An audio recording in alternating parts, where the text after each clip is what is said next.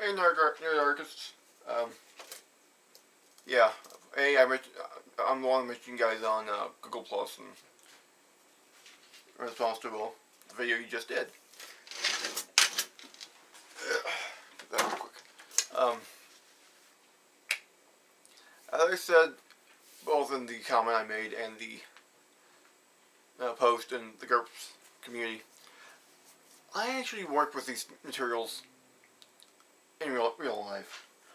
This is a white-tailed deer bone arrowhead. You can see the tip busted off, the ear here busted off. It happens. These are more fragile than steel. It's not that they do any less damage or they're any harder to use, because they're not. In most cases, they actually do more damage because they're even sharper. In the case of this Dayside arrowhead that I made, when sharpened up, is even sharper than steel. I mean, this will plow through a living creature like crazy unless it's heavily armored.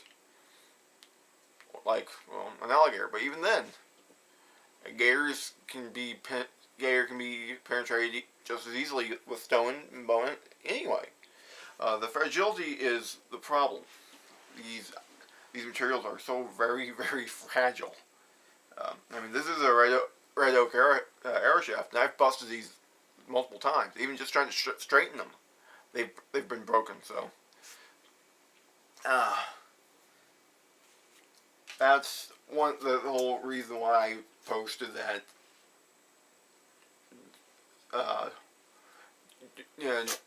Doing it so that you represent the fragility, not the inferiority of the weapon, of the materials. I mean, we all know wood's pretty strong, depending on the species, and depending on the type of stone, it can also be relatively strong. This is a bit of my local stone here in Missouri. It's called Burlington Chert, and this is pretty dang tough stuff. It won't be as sharp as Daysite, but it's not as fragile. But it still can break with enough force. So if you can figure out some sort of like roll a percentile die, or of course you got to do two D10s, and come up with some form of table for the however percent of the time this stuff will fail. I mean, that might work best.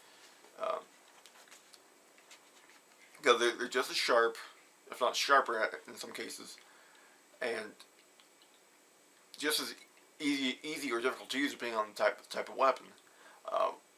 Though honestly, one thing that bugs me about Dark Sun is the stone swords.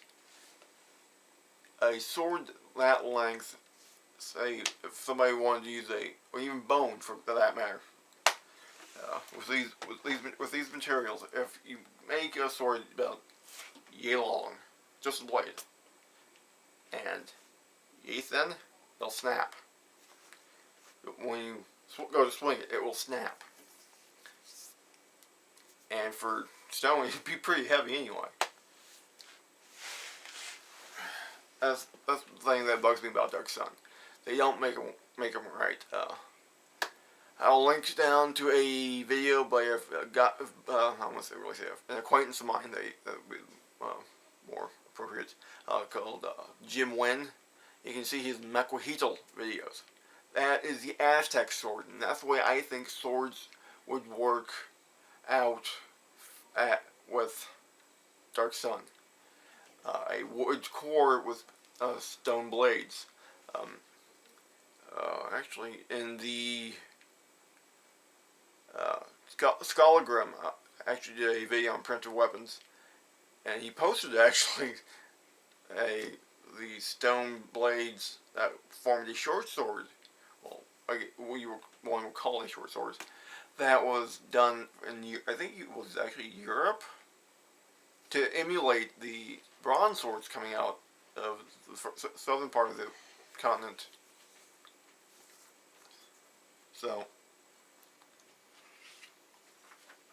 there are, in my mind, I mean, the stats can stay the same, but I mean, if you want to depict them, I think that's probably the best way. Alright, I just wanted to pop this one in and give my 2 cents. So, have fun, guys.